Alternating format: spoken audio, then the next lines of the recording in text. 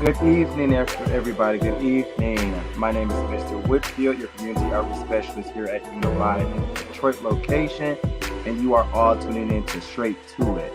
So a little bit about Straight to It before we begin is a new initiative through the Status Sexy platform that allows us to speak on the experiences and the hardships and the strength of individuals living with HIV or impacted by HIV.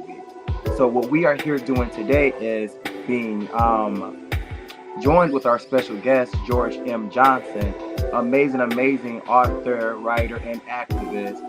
And we are going to get into a little bit of their life, their impact of HIV, and really just their story. So before we have George join into this live, I want to give our sponsors a little bit of shout out.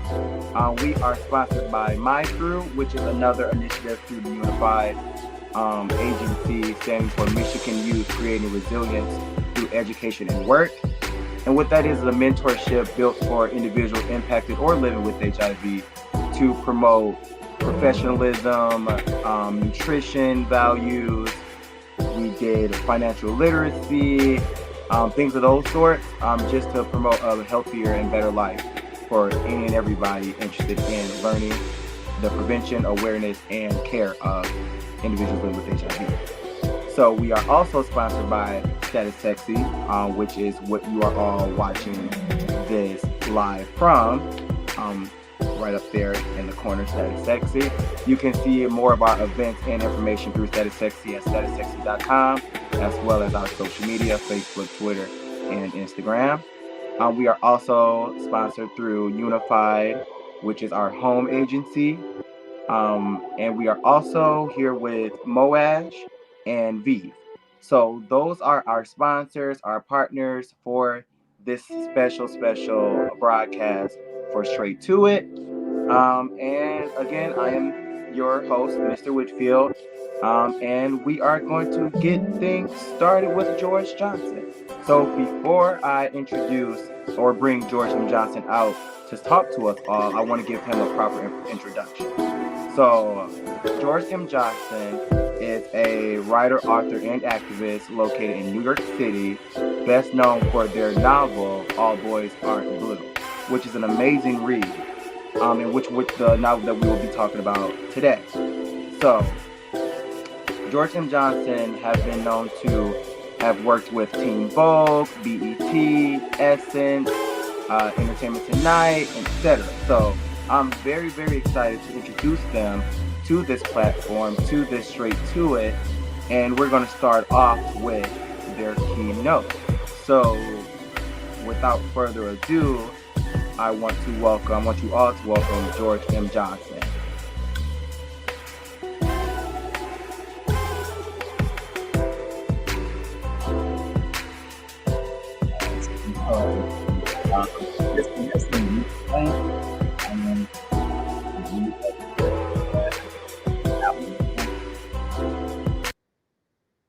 There we go.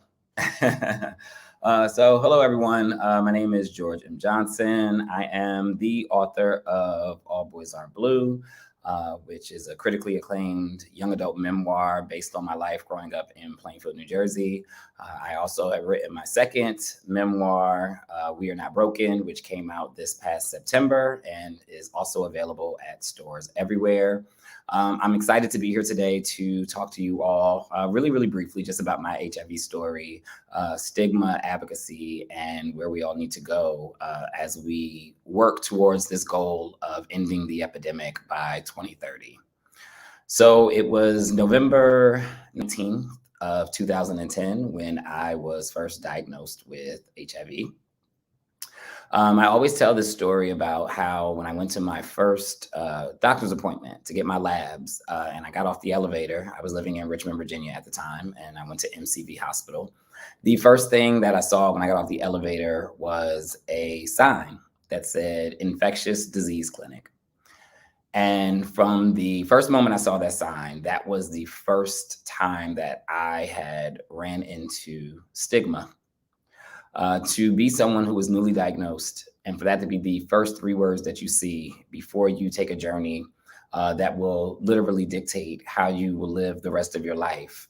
And for those words to be that you are going to be living with an infectious disease is a hard pill to swallow, especially for me as a 25-year-old. I remember going to the appointment and sitting in a corner in the waiting room, sunglasses on, had a hoodie on because I didn't want anyone to see me. Because I did notice 1 or 2 people who were in there by face, even though we didn't know each other by name. And I remember getting my first set of labs done. And the first person that I met was a nurse who was an older Black woman.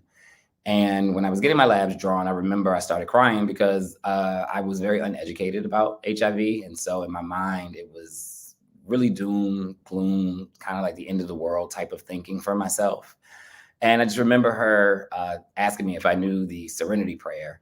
And I told her I didn't. And so she's literally, as she was drawing my blood, said, just keep repeating after me.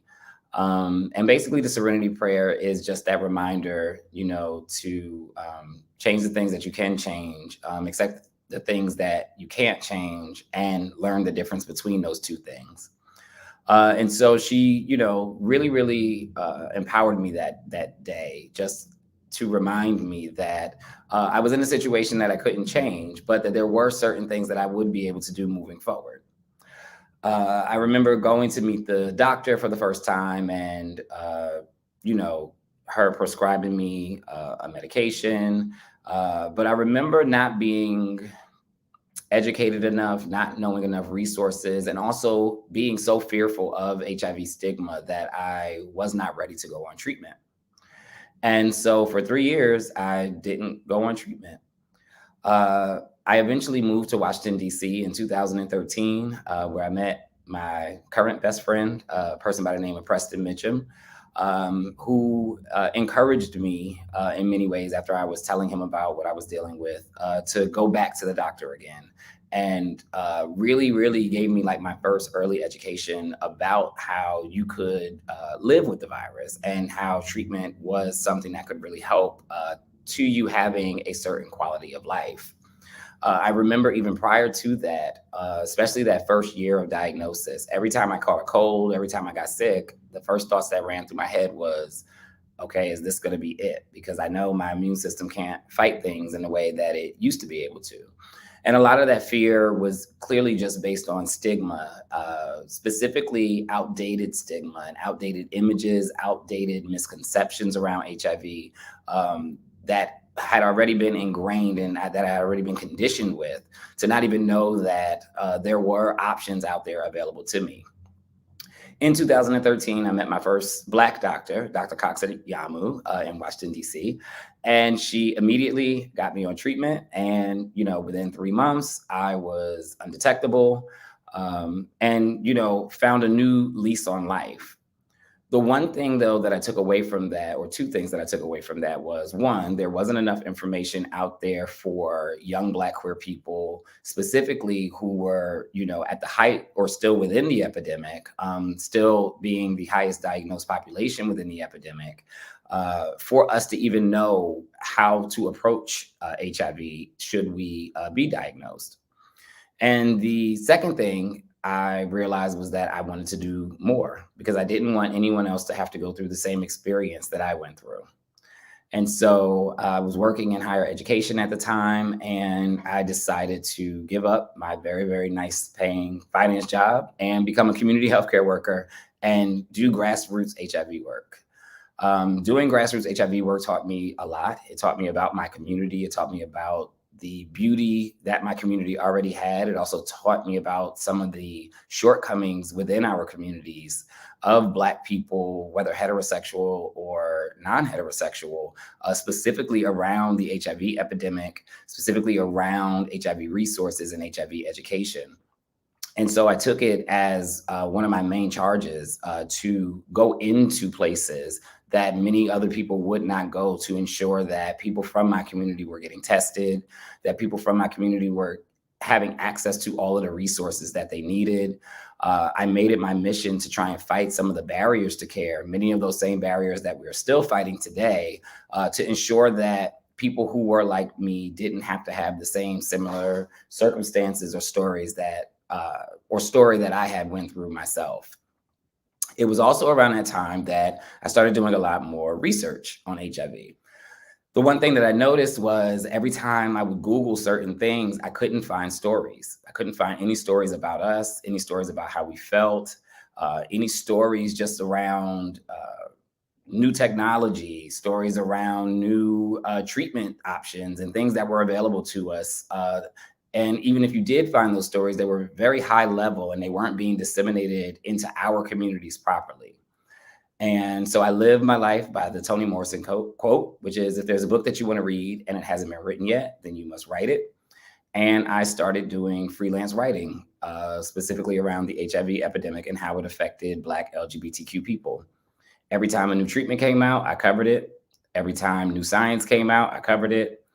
Every time we were having any type of communal issues around the HIV epidemic, whether it be funding, whether it be new programs that we were introducing into communities, whether it was the North, the South, California, just anywhere across the country, I became that person that wanted to make sure that I was writing about these stories and documenting these stories and making sure that the information and the resources got to the people who needed it the most.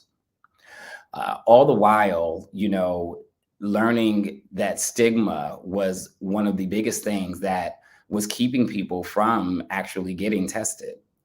I often tell people that, especially nowadays, that people don't necessarily fear HIV and fear being diagnosed with HIV. What they fear is the stigma that still comes from it. What they fear is the fact that we still have criminalization laws in, I believe, 32 or 33 states that are very outdated, very archaic, and were based during a time at the height of the epidemic in the 90s that science just no longer has us in. And so from there, from what many people said, I became an HIV advocate. Some would say an activist. And I put my story out there publicly. Putting my story out there publicly was scary. Telling the entire world in an article that I was living with HIV and making sure that people knew that I was going to be this public figure moving forward. Living with HIV, it wasn't the easiest thing for me to deal with. It wasn't the easiest thing for friends and family to deal with, but I knew that there were so many people who were living out there in silence that I had to be the one to give them voice. I had to be the one to give them visibility and representation.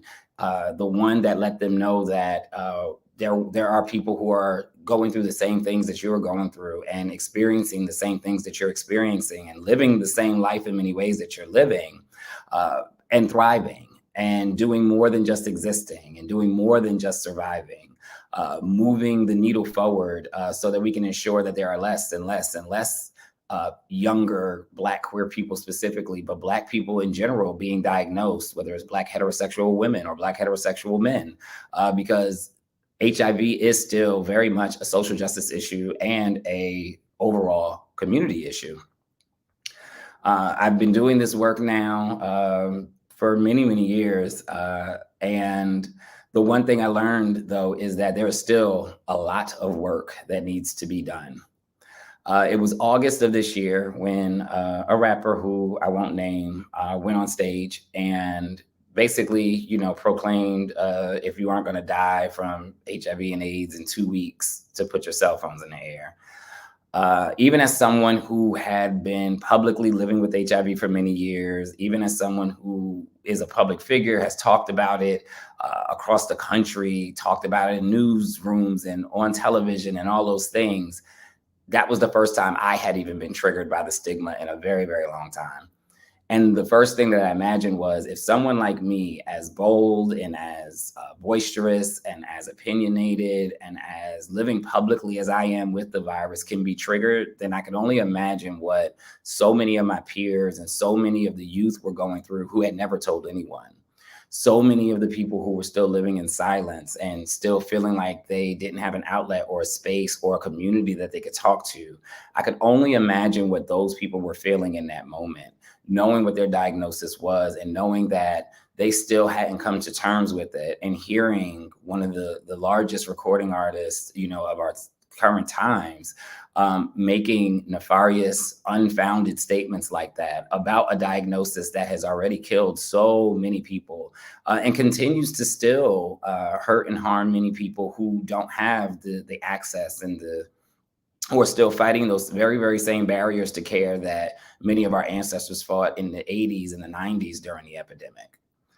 But in reframing that situation, what it taught me was that the work still needed to be done. And so from there, I continued writing and I continued speaking even more about it. And I, continued to join campaigns against HIV criminalization. And I continued to just put more words and more stories and more education and more resources out into the world so that people who are still living under those very, very same stigmatizing ideas and stigmatizing ideology so that they can learn. While also giving a voice and giving power to those who exist and who live, but whose story is still not being told, who exist and who live, who still have not been built up enough by us to be proud and to be okay with sharing their status and be okay with disclosing. To really just sum this all up, we are in a time where, we are getting funding now for what they are calling the End the Epidemic campaign, which is this attempt to end HIV by 2030. It's very interesting when you hear people say we're going to end HIV, simply because, does HIV really ever end? For those who have lived with it for, 20 and 30 and over 40 years for some people who are still with us, ending the epidemic doesn't take away some of the survivor's remorse. Ending the epidemic doesn't necessarily fix the barriers to care. It doesn't fix the people who are living with HIV experiencing homelessness, people who are living with HIV who have food inequities, people who are living with HIV who have job inequities and have education inequities. And so I'm very, very big on making sure that even if we do end the epidemic, that we still remember that there are people who are still very, very much going to be tied to the epidemic for the rest of their lives. And that we cannot forget that we still have to do the work to ensure that those people are still taken care of, even if the virus is no longer here.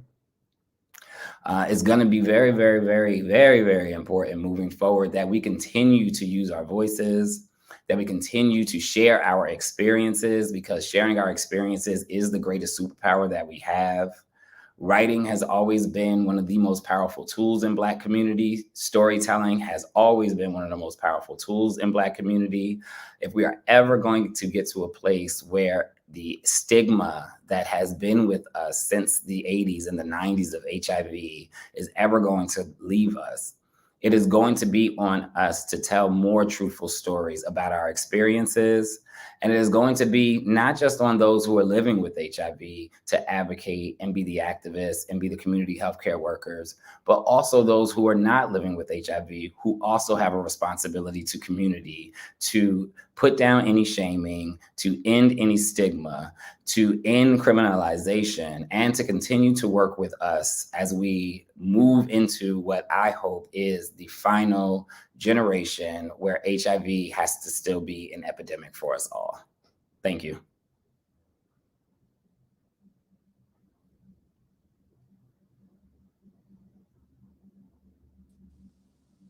Thank you, George. That was amazing. Sorry it took me a little bit long. Technology is funny these ways and Yes. these days, but that was extremely amazing. To our audience out there, if you have any questions or comments, please use our comment section. We will stream those as well.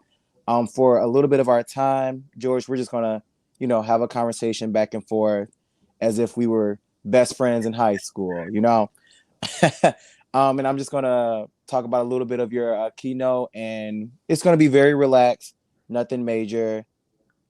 That's what this is all about. Straight to it is basically a comforting and relaxed platform where we can just talk about experiences and learn from each other in a sense. So I did want to note that you spoke about ending the epidemic, which is what my job description is in a sense, and how it's more than just getting individuals into care and stopping the spread of HIV, but more into breaking down the stigma and the homelessness of individuals living with HIV and going into that. So I did want to talk a little bit more about what any of the epidemic meant for us through this conversation, with me, you and I. Because I think that's very important. A lot of times people skip past the stigma and just only think about the diagnosis, but it's actually pair and pair. Right. You know, once an individual is diagnosed with HIV, the stigma comes right along to it. Right. Alongside with individuals coming out as queer or just being Black or brown in general, the stigma just is attached to you. So I did want to talk a little bit about the intersectionality of people of color living with HIV. So how do you feel about the hardships of POC individuals, specifically queer individuals living with HIV in regards to intersectionality? Yeah, I mean, I think when we talk about intersectionality, we understand, it's a term created by Kimberly Crenshaw that really just talks about how, based off of the different identifiers that we go by, it sets up our privileges as well as potentially sets up our oppressions. So when you think about HIV, you can literally look at the markers of, well, heterosexual women have higher diagnosis than heterosexual men. And then you break it down by race, and it's like Black women sit at the top of that. And then if you break it down again, and it's like, but then Black LGBTQ people, because of their identifiers and our higher rate of prevalence, because queer people tend to live in more communities in major cities together than others, it then creates a different set of risk factors, and it creates a different set of, like I said, prevalence rates, and the epidemiology will look different. And so, when you look at HIV, you really do have to look at how that breaks down between race and how it breaks down between sexual identity, because it really does play a role in how you then have to use science and utilize treatments and utilize even marketing, which I think is the biggest issue, to combat the epidemic. Oftentimes, HIV has been almost synonymous with Black queer people, when we know that Black heterosexual women also are at epidemic rates of diagnosis. And so it's extremely important that we do the work to remove that silo effect that I think is created sometimes because of how siloed we are when we talk about HIV. But it definitely goes back to recognizing that HIV touches every single intersection. No matter if you are a Latinx woman, you got a rate there. There's a percentage rate there. If you are this, is a percentage rate there, right? It's the fact that HIV does touch every demographic. Right. It's very much not biased at all. It's not biased at all. So that is what the work that we have to do moving forward is making sure that we are not looking at it as a siloed issue, specifically because one group just happens to have a much higher prevalence than all of the others, because it still affects all of the others. And I think, like you said, the biggest part of any of the epidemic, alongside noticing the stigma triggers and things of the sort, is storytelling. A lot of times with these different subgroupings of individuals, these communities, there's not a lot of stories coming out of, let's say, the heterosexual white man living with HIV. So in hindsight, it doesn't look prevalent in the storylines. And I think that being able to write these stories, tell these stories, and listen to these stories would help us in the epidemic in a way. Just having the, like you said, having the knowledge, like your Toni Morrison quote, being able to actually create the story that hasn't been created yet. If you want, I'm sorry, you have to remind me of the quote because I don't want to mess it up. Yeah. But If there's a book that you want to read and it hasn't been written yet, then you must write it. exactly. And I think that's where you and I come in with the work that we do and that we continue to do, pushing these stories out and on my end, inviting individuals with their stories to be pushed out as well. And then to speak about stories, with your novel, All Boys Aren't Blue, I know there was a section that spoke about sexual interactions, but did your diagnosis like give you any oomph for that book, for the memoir?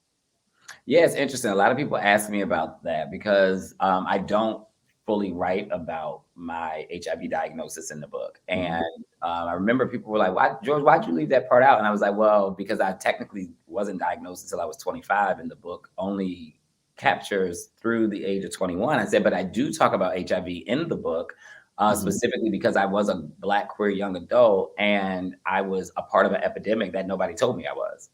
And so I thought that was even more important. When I write an adult book, I could go into that, the HIV story, but I thought it was even more important to just discuss the fact that the one of the age groups that we track around HIV is 13 to 24.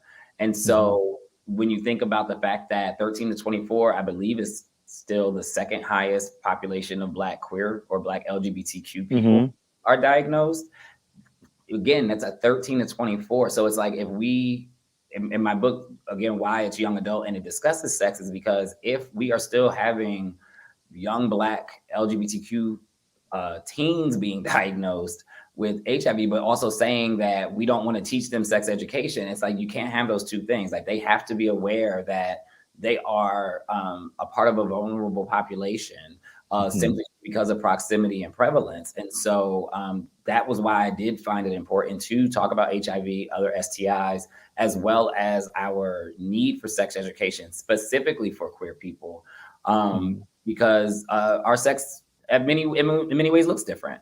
And we need to be able to talk about that and talk to it.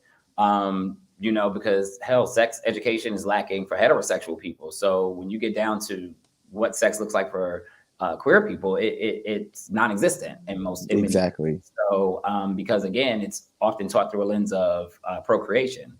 It's not taught through a lens of what most people engage in sex for, which is to have fun. So The pleasure, right? for pleasure. So, it's just never talked about even from the lens or the way that it ever should be. But yeah, I found it very, very important that I did include something about HIV, STIs, the epidemic within the book. When I initially first started the work, and I'm actually going to make a connection from what you just said and why you actually left out your diagnosis from the book. Firstly, when I first started working in the field, I was actually very surprised that the age group of 13, 14, and 15 were in high numbers of individuals living with HIV in our queer population. And you said that even at that age, we are put into an epidemic that we have no idea of. And actually, I feel as if even at my age of 23, that is prevalent for how I work as a community health associate or partner. I've, like what one of my mothers would say, I've been killed many times over the phone once people understand that I work for a HIV agency. Yeah. Right. And I'm not living with HIV, but I have multiple family members and friends who are, and that's how my impact comes from HIV. But in plain sight, when an individual hear that I'm working for Unified HIV Health and Beyond, I'm killed off as a Black queer man working for a HIV agency.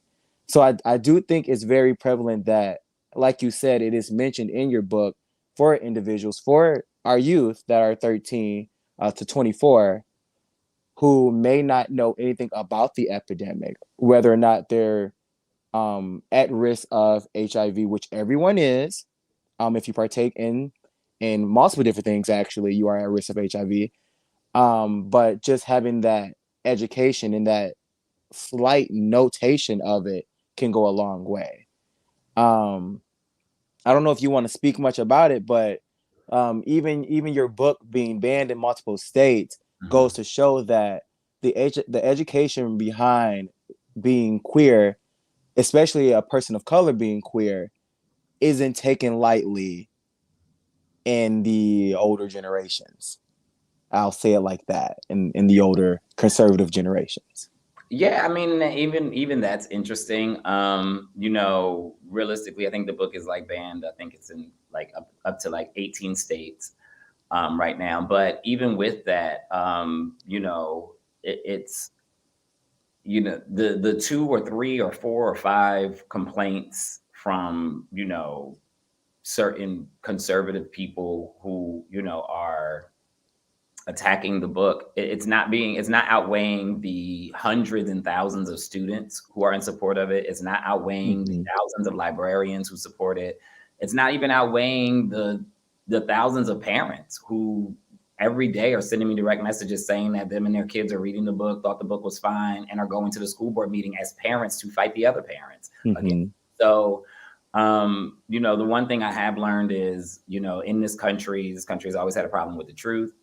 Always have a problem with, the truth that comes from Black people's mouths. So, for me to have the identifiers of being Black and being queer, me telling a truthful story of oppression and me telling a truthful story of the world in my lens is just something that this country has never been supportive of. As Gen Z is the most diverse population this country has ever seen, you are seeing basically that old guard, in my opinion, try and make their one last stand against the changing shift in demographic and population and the shift in just culture overall, which ensures that we have books in school systems that actually look like the demographic of current school systems and not the demographic of school systems in 1950. And I think that's just, kind of where we are. But what I will say is, the book overwhelmingly is supported, even if those who are in power are trying to, force the hand of us and force the hand of the Supreme Court at some point to make a ruling against it. The story's out there, and removing it from high school libraries does not remove my story from the world. So at all. At the end of the day, the ban in of itself brought awareness to a book that many people didn't know existed anyway. And now in turn, the world knows it exists. So, and the world now will have to accept this story when, before maybe only 100,000 or 200,000 people may have read the book.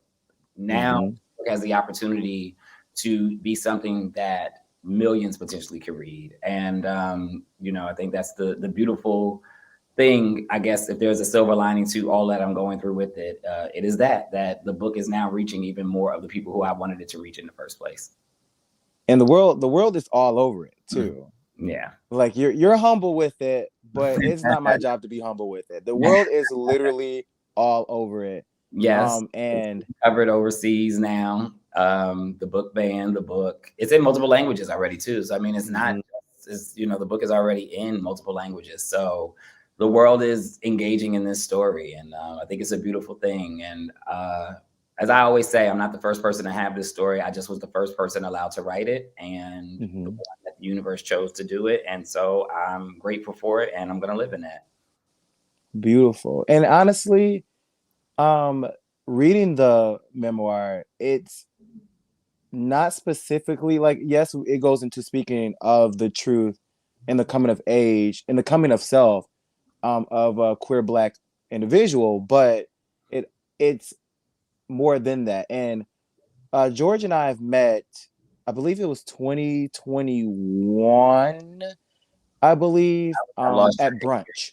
Yes, I've lost track of years, but it was either 2020. I'm not a year person. So, but I'm sure you don't remember this, but you said something to me that actually stuck with me, about the definition of queer and how queer isn't necessarily along the lines of being LGBTQ plus IA, but of just being different, Right. right? So you define queer, or, and let's just say used to, I don't know if it's changed, but the definition for you of queer is being different. And I think that goes to show that this book, along with all the education that you give within it and outside of it, isn't just for LGBTQ plus IA individuals, but for anyone who feels as if they are different in a Yeah. way. Yeah, I mean, it's about people who feel othered. And Mm-hmm. when it comes to queer, I always say like queer has multiple definitions. One is definitely that it is an identifier for many of us who identify as non-heterosexual. I identify as a Black queer person, but there is a macro definition of queer too, which simply means different. And in this world, Black has always been the different Mm-hmm. to whiteness, right? That is why they attack it in the way that they do. That's why global anti-Blackness exists. That's why anti-Blackness and racism exists in the United States in the way that it does, because we are seen as queer to them. We are not seen as equal to them. And so I think that's also partly why the book is resonating so well with non-queer people, is because even within reading it, they can still feel that there are these universal ties to storytelling. Mm-hmm. And although my story is through a Black queer lens, it doesn't negate the fact that there are universal ties within my story that everyone can pull from and everybody can learn from. And so I think that's why the book continues to, I mean, it already was a success before this, but I think now what we are watching is so many people who never would have picked it up, pick it up and be inspired by it, to fight for this type of storytelling, because it is connecting. It connects the dots, whether I have some of the identifiers I have or whether you have none of the identifiers I have. You can see yourself in it.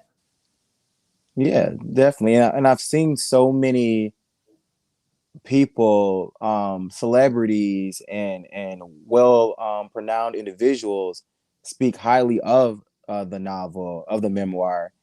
And it just goes to show that it is meaningful for any and everyone. That it is very protected and backed by a large community of individuals, of different communities in that of that matter. And even I also have made a note here that you used to freelance write for stories behind HIV.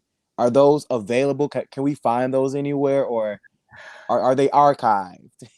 It's interesting. Someone the other day was like, George, you need to start archiving everything you wrote. And I was like, I've written a lot. So I was like, I'm not even sure where I would start, but I do need to do that. I wrote a lot of articles for a website. It used to be called HIV Equal. I don't know if the website is still there, but I'm pretty sure many of those articles are still somewhere. But I've written about HIV for Ebony. I wrote about HIV for many other publications. So most times if you just Google like George M. Johnson, HIV, a lot of the articles that I've written will pop up because I still write about it from time to time. But I have a lot of work out there in terms of that when it comes to the work that I've done in HIV and the writing I've done for HIV. So yeah, most of those stories are still existing somewhere out there in Google land. We can find it. we got some people out there that can find it. Right. But you had one of my favorite what I call a coming out story. I believe it was in October of 2021 when you had released your article of living with HIV, and you did the I believe it was the photo shoot, and you had the headdress on. Remember that? That was my 10-year. That was actually my 10-year anniversary of living with HIV, and I did a story just telling everybody about my journey to get to that 10-year mark, my posiversary, as we call it in the community. I definitely have pushed so many people to view that story, and I'm going to continue to push people to view that story because I think it is so beautiful to be able to tell the story. Especially seeing so many individuals in my line of work who would rather not, or who aren't there and that in their lives yet. And I've met so many people who I'm working with to get them there, who has came to me and say, I want to be there. I want the opportunity. I'm just not ready yet. Yeah. So I think that's really big, especially in our Black and Brown communities, for individuals to be able to share that story. And I did just want to give you props for that story because it's one of my favorites. And I remember DMing you, asking you to use it. So I didn't want to leave this broadcast without telling you.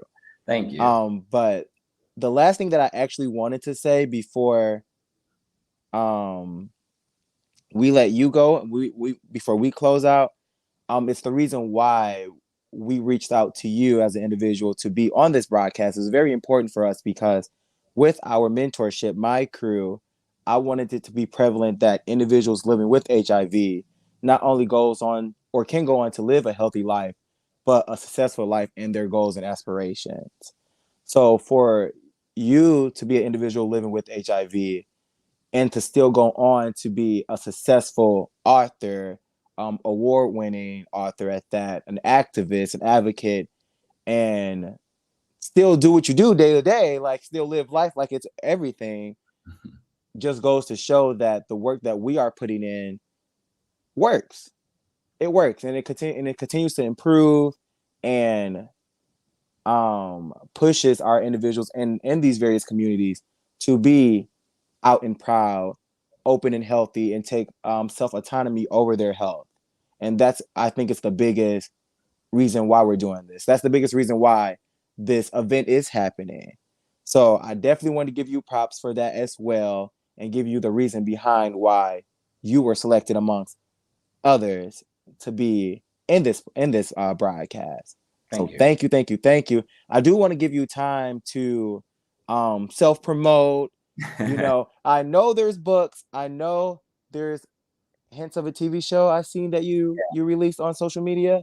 Yep. And I do want to hear a little bit about that. So this is your time to just be George and do what you do.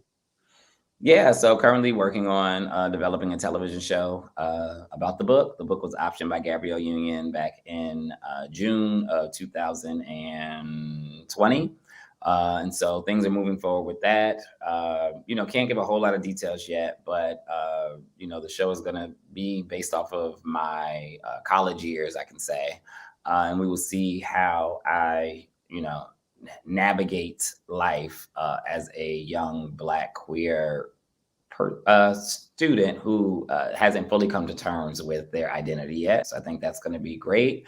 Of course, I have All Boys Aren't Blue, which is out there everywhere available. My second book, We Are Not Broken, is out there available everywhere. My third and fourth books, they don't come out till 2023, so keep an eye out. We should have a book cover release for the next book, I would say, within the next 3 or 4 months, so I'm excited about that. And yeah, I'm always working on something. So I have other television projects in the works, and just, the dramatic reading that we just did won a GLAAD award. It had Jennifer Lewis in it. It had Delon Burnside in it. It was a really, really amazing piece of art we put together. So we hope to have some news about that as well, so that more people can see it and view it. But yeah, I'm just here working. Beautiful. Thank you, George. I also pubbed George's Instagram, Facebook, and Twitter on the flyer, and I'll also put a link on our social media so you all be able to see their website and all the good things that they're doing currently and future on. Thank you so much, George. You are amazing as always. You And keep this up. keep supporting. I have to get the other book, but keep this up. Yes, thank you. And I'm gonna go back now to fighting the United States to keep my book alive. But yeah, thank you for having me. Thank you, George. You have an amazing day, okay? You too. Bye-bye. Bye. That was George M. Johnson, everybody. Amazing soul, amazing individual. I thank them so much for being a part of our first Straight to It broadcast. And I'm looking forward to so many more. And I always would love for everyone's feedback, comments, and recommendations for our next Straight to It. That's all I have. Again, I am Mr. Whitfield, your community outreach specialist at Unify, the Detroit location. This was amazing, amazing, amazing. Look forward to more events, more virtual events, maybe some in-person events. Only time will tell. But that's all I have. Thank you to my crew for sponsoring this event. Thank you to Unified, Moash, Vive Healthcare, and everyone that supported us so far. And it's been amazing. Thank you. So you all have an amazing night, and you should all be hearing from me soon. Have a good night.